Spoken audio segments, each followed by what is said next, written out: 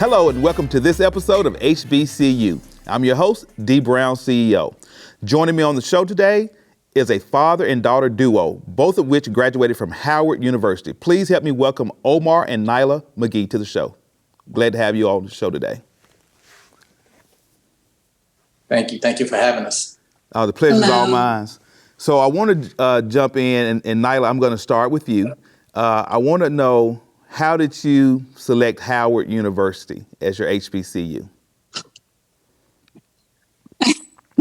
So this was like a huge debate within my family about which HBCU I was going to choose. Some people were going for Spelman, some people were going for Clark, some were going for Morgan State. It was really a raffle. Nobody really knew my choice, but at the end of the day, I always knew kind of where I wanted to go from the start, just by seeing my uncle and actually a cousin go there. I kind of was inspired by them to follow their lead since they're doing so well off. But those two, I definitely took a visit to Clark and Spelman, and I was trying to figure out which is going to be the best fit for me before coming. And I feel like once you get to campus, and once we took my campus visit to Howard, this is where I felt the butterflies and excitement and pictured myself here. Okay. So Omar, what about you? How did you end up selecting Howard University? So I want to make a correction really quick because I just don't want to throw our audience off. Nyla's my niece that I raised, so I'm more of a father figure to her. So okay, just wanted to make a little clarity to that. Okay. So I found Howard, honestly, I'm from Flint, Michigan. We both are. And at the time I was in high school, it wasn't a lot of notoriety. It wasn't a lot of advertising for African-American, for HBCUs. So I actually found Howard looking for Hillman. I was watching the Bill Cosby show, A Different World. Yeah. And I stumbled up on it, and I was like, did my research, and it was a match made in heaven from there. So Omar, in all honesty. So do you recall the first day that you set foot on Howard University's campus? What was that experience like? It was the best day of my life. It was the best day of my life. It was crazy because when I first went, it was like a week before, and I went to the Million Man March, and I went on campus. I just saw the Black excellence at its highest level, and it was just something that I never experienced before, and I was just in awe my whole 4 years. Wow. So Nyla, you just graduated last week from Howard. And so yes. that journey for you didn't begin as long ago as it did for your uncle. So tell me, what was your freshman year like at Howard? Freshman year was kind of disappointing just because the pandemic, it kind of made like a shift. So I really didn't get to have the full first year that I felt as I deserved. But I got to learn that, life goes on and I can continue to have those memories. So I definitely got to have fun more so my junior and senior year of college, just because we got to be present on campus again for those years. So kind of fast forward. Wasn't the best. So fast forward to the junior year when you got the opportunity to really experience what Howard was all about, because we were coming out the pandemic. So what was it the junior year like? Junior year, you really got a sense of the family orientation of Howard. I was always able to call on my neighbor, my classmate, anybody for help. If I didn't have something as simple as laundry detergent left, somebody was willing to offer it to me, just as if I was at home and my normal cousin would do, or my next door neighbor. It was definitely a family home, just because we all understood it was still COVID. It was still pre-COVID, so we weren't able to do as much, but we made the best of what we could by social distancing and stuff. So I definitely feel like when I came back, it was a different environment, but I made the best of what college could be, and it was definitely exciting from going to things like homecoming again. What else? Homecoming, Spring Fest, just college nightlife. It was just a great experience just to have fun and enjoy myself in my teenage years, and then going to my adulthood. I really appreciate Howard for allowing me to set foot on campus and make my mark on campus. So Omar, I want to ask you, what are homecomings like at Howard University? The world stops. It's just the best event, definitely on the East Coast. I think it's the biggest homecoming in in all of HBCUs. We're the Mecca. I mean, it's just something you have to experience. The Black diaspora come from all over the world to have that experience, and people that's not even from HBC and people that's not even from an HBCU, they come to experience because they heard of the excitement, the enjoyment, Black excellence, the performances, the fashion shows, the DC period. I mean, how it shuts down and how we take over the city is just it's something to experience. I think it's probably consistently the biggest Black event we have in our culture. So while you were at Howard, Omar, were there any professors or faculty members that mentored you, that helped you along your educational journey there? Oh, still to this day, I went to school for film, and like Dr. Lotta, Dr. Vicky Saunders, we stay in contact. They stayed in contact with me through my freshman year all the way until now. It's more of a family. I don't even really consider it a school at this point because our alum is strong. I'm very close to all the people I went to school with, and we still have different functions, or even in business right now, they support me to this day. When I first opened up Posh, I mean, my first 3 sales were from Howard, a Ferrari, a G-Wagon, and a Mercedes. And it was just my first 3 purchases from Howard, just to make sure I start off the right way. And that's just what we do here at Howard, right. Family. And, from Kamala to your smallest person with open up the smallest shop anywhere. If they're from Howard, it's just the love we have for each other and the love we have to see each and every one of us succeed in life. It's just something we do. It's born in it. It's bred in us. So Nyla, I know you mentioned that you started your journey at Howard in the middle of the pandemic. And so I know that had to be pretty challenging for you because it was obviously a situation that none of us had been through in our lifetimes. Talk to me about that time and how you were able to persevere through it. So persevering through Howard online was definitely just a challenge because I still didn't have that same network back home. During the pandemic, I went back home to stay with my family, but we created one. We used this like social spaces like GroupMe to interact with each other and plan out things. Okay, when we get to campus, this is what it's going to do. We're going to bring this back, just keep that hope alive that, it's always going to be over. We like lean ahead on our shoulder because we all didn't know what was going on. And, as a college student, you're just getting out of the house and you're returning back and this is like all unexpected to everyone. So it's kind of just like, hey, I need somebody to talk to that understands what I'm going through right now. So we could pick up a call and hey, like, how's it going? Oh, I'm doing fine today. Like, I'm still just, working, doing online class, but like the pandemic, I can't go out the house. It's really stressful. So it's nice to have somebody like to talk to instead of being in the house with your family the whole time. We still make connections. We still play games over social media, stuff like that. It was still very family oriented. Like we never left. And when we came back to campus, it was still like we never left each other. We were still at hugs and kisses and all. I've definitely felt like the pandemic almost made me stronger just because nobody had to go through it. Our class had to go through it. It made us come together more just because we were all stuck at home with our families and grieving what we could have been doing and what our college years could have been like. So Omar, I want to ask you, how do you feel Howard prepared you to be the successful business person that you are today? It's always the myth that, Black colleges don't prepare you for the real world, right? But what Howard teaches you is that, if you know who you are, the world will adjust to you. Right. You don't have to bend. You don't have to lose self. You don't have to have, insecurities that society breeds in Black men or Black women. We know who we are. We know the excellence. We know what we stand on. We know where we're from. And we have a strong community to call on if, problems occur. So I think just that confidence in going outside of campus and into the world, in the business world, knowing who you are, knowing what you stand for.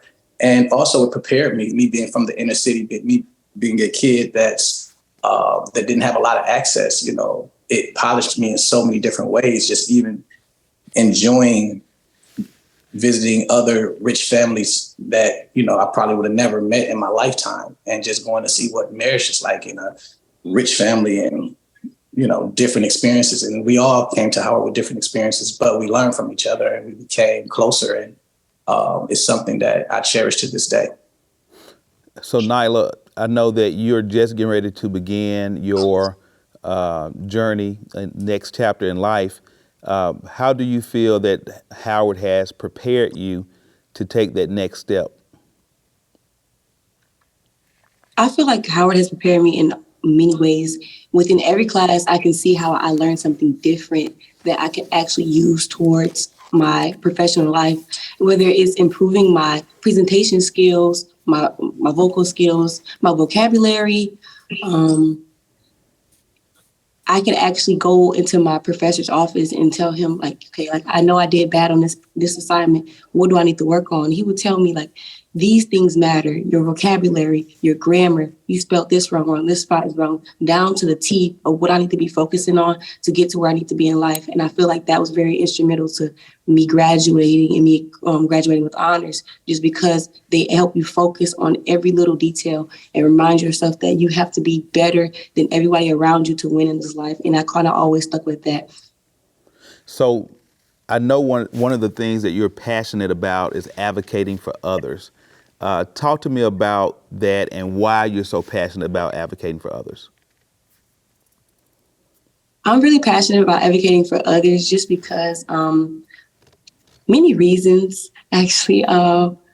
I always had my uncle as an advocate for myself, so I always looked up to that, and I always knew I can never give him as much as he has given me. So the only way I can give back is if I give back to other people and give them my wisdom and give them my encouragement, because so many other people have helped me get here to where I am today, being able to be a first-generation college student and graduate. I would have never do it about my village. My village is the one that helps support me, and other people need a village too, because the only way we're going to see Black youth survive in this world is if we continue to help them and uplift them and make the next person better than we made ourselves.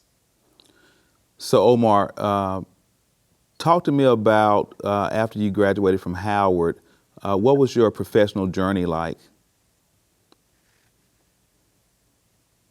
Man, I don't know if we have enough time for that. Let's see. So I went to school for film. I came out to California. I did a film called Flinttown Kids. It did very well. That's how I acquired a little bit of my earnings. And then from there, this is where I think Nyla took a lot from me. I opened up a school for African-American kids. It was called Executive Prep Academy of Finance. I sent over 400 kids to college. It was 100% graduation, 100% four-year college. And it was something that I was taught by my fathers to always give back. And I was fortunate enough in the film industry to rub shoulders with billionaires all across the world. So I learned so much about business. So once I acquired enough wealth, I wanted to send that elevator down to pick up as many children I possibly could. And I did that. And I went into the car business and created Posh Luxury Imports, which is probably Black car dealers, exotic car dealerships here in LA. By far. And that's a little bit of my journey, but just, within that thread of success, Howard was very instrumental in everything that I did in business and where I come from and how I approach things in life. So Nyla, you're already an entrepreneur, right? So at an early age. So talk to me about the tanning effect and what inspired you to start this business, and tell us more about it. The Turning Effect was originally started because I really wanted something to have of my own. I grew up from a family of entrepreneurs. Like I said, my great-granddad has owned auto collision for over 50 years. My uncle has always been in entrepreneurship, as well as aunties, other uncles, my mom, my sister. It's just always been inside me to start my own thing. Why I was specifically to start education was mostly because my background, I've never felt like I was prepared to go to school. I never thought that school would be something for me. My mother, actually, she didn't graduate from high school, and she always would tell me that college was not for her. And I wanted her to know that hey, I did it. Like, we came from the same environment and I did it. College is for you. Just because you don't think that you belong in that space, you do. Inspiration also came from my uncle, like he said, when he started his educational prep academy in Los Angeles. It was kind of like, wow, you really just built a school. That was something huge for me to see, because I've never seen anybody do, like, start a real school in my life, and like to actually work along him at that young age really inspired me to do something like that. So basically what my program is the Tanning Effects University. What I try to do is I tend to tan a nation with Black and brown students to encourage minority students to succeed and pursue higher education institutions. So I mostly focus on historically Black colleges disputing the narrative that HBCUs don't teach you. HBCUs are party schools. HBCUs are just lack funding. I want to just dispute that narrative and show people that we actually come from great spaces. College is fun, you're educational, and you do belong to be in the space, because we are all Black. We all share the same African diaspora, and you will feel welcomed.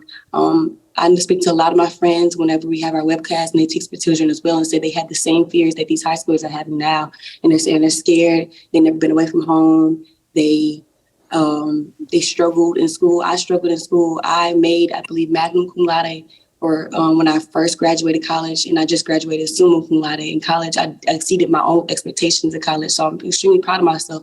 And that's why I really want to show kids, like, it doesn't matter where you started at in high school. As long as you get in, you could do better in college. It doesn't matter about your circumstances. I work full time through college, and it shows, like, if you have the right determination, you could get here and you could still succeed. So Omar, and you talked about the fact that you've sent 400 kids to college. I think it's the number you said. Yes. So talk to me about Yes. that program and your inspiration behind launching it. My inspiration was kids like me that would never have the opportunity to have access to that financial education that I was fortunate enough to have, and being able to be in rooms with billionaires and millionaires and learning how money really works. And that was something that I knew I had to do. It was just a calling, and just to have Nyla on the side of me as a little kid, to see that and experience that was something, I was proud of too, because it's legacy, and it builds the confidence in her to go on and do bigger and better things than I could ever do. And that's always the goal, is to, push the next generation further than we could ever imagine. I always tell people, my goal is to be the man my father would be if he had the same opportunities and education I had, right? So I'm pushing the envelope as far as I possibly can, and I'm going to push her as far as she possibly can go. I'm always going to keep the fire under her and never let her get comfortable.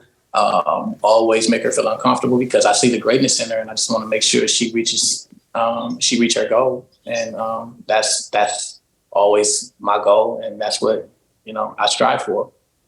So Nyla, what's on the horizon for you? What do you have in your immediate future in terms of your short and long term goals now that you are officially a graduate of Howard University?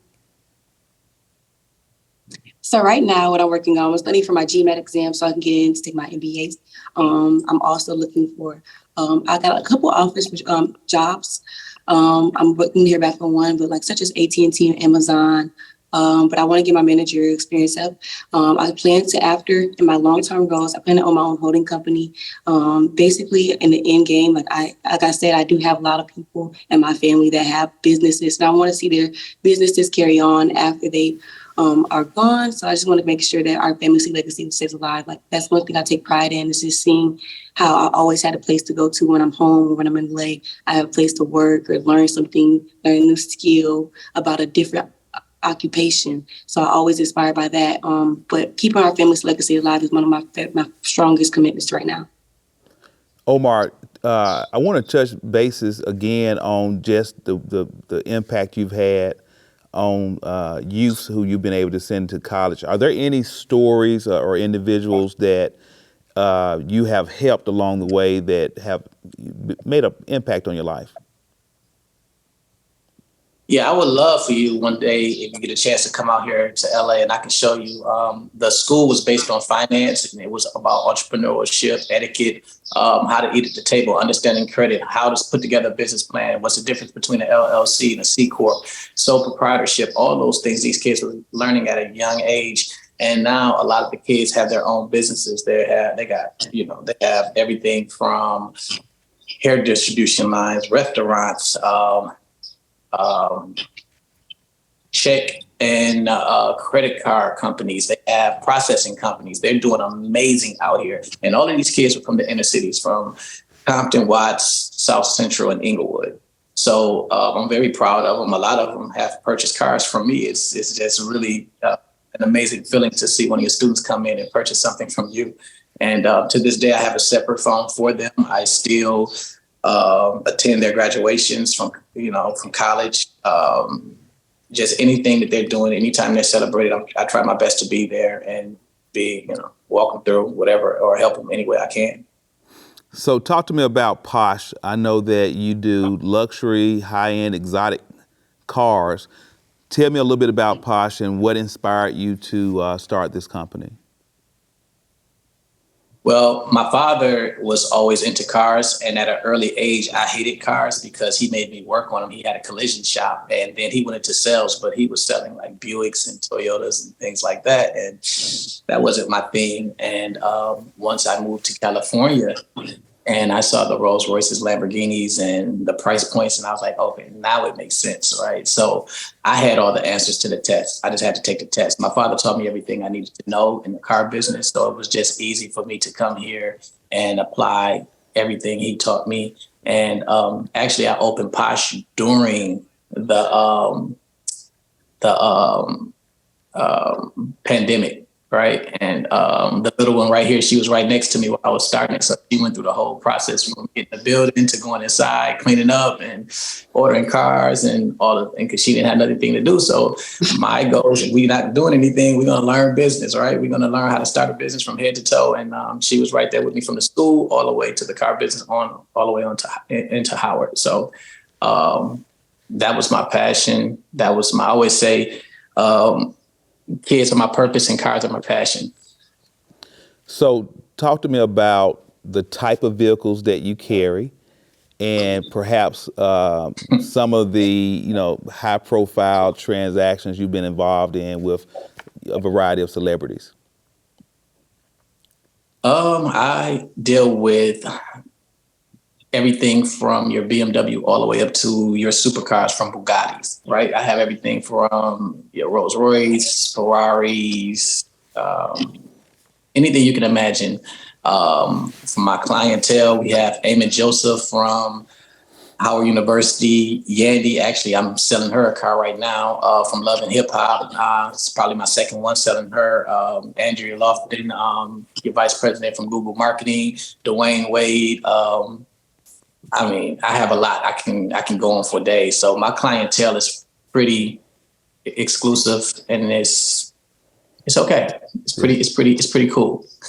So Nyla, I want to ask you, what was the experience like being there with your uncle as he went through this entire process of starting this luxury car business? For me, my experience following him every day was really to see a different businessman, like really in his element. We woke up from 5 a.m. to start selling cars, delivering cars, whether it was like I had to follow him in another car just to drop it off at somebody's house. I even enjoyed to test drive a couple cars. That was kind of fun. It was definitely just a different experience to learn how to navigate the business industry, how to sell, how to persuade. I even got to read over contracts and documents, just how to analyze this. The same thing that Howard taught me, he showed me how he applied them into his daily life, which was super cool to see how everything that I'm learning at school actually deals with the real world. I definitely don't see that in any other institution. When I'm talking to my friends that went to PWIs, they always tell me I just went to school to get the degree. I went to school to get my degree, to learn and actually apply it to my profession, my career. So, Nyla, I want to ask you, to take about 30 seconds and tell me, why should someone consider Howard University to further their education? Okay.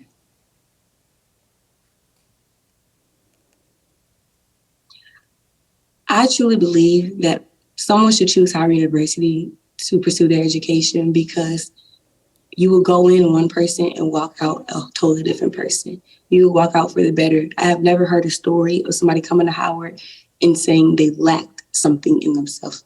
You grow within every area of your life, whether it's as small as your education, the way you dress, the way you learn something. There's always somebody to teach you something. Any skill that you want to learn, there's always a friend, any professor. When I can say about the Howard family, how Uncle Omar is able to call on his teachers to this day. To this day, I'm still texting. I just graduated a week ago, and I'm still texting my professor like I'm still in class. It's a sense of family. It's really a sense of family. Like, I can call on them from everything. They're still asking me, have you had time to research this? Do you need help with this? It's really a family orientation. So if you want to come to Howard, I feel like you need to take a visit, feel the butterflies, and come and join us.